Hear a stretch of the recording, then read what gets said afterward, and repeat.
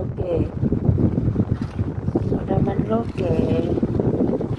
Hmm. Tignan mo, ano kaya yung kumagat sa'yo? At naging ganyan ang mukha mo, oh. Pero, buti kayo, namumulat mo na yung isang mata mo.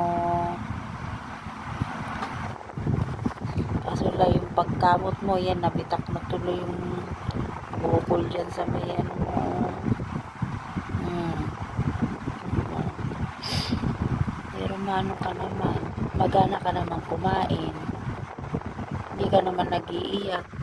Kahit na may bukol ka na dyan, oh, magana yung buong mukha mo. Magaling ka pa rin makipaglaro naman. Mas okay na nga ngayon, oh. Hindi katulad kanina na grabe yung bukol.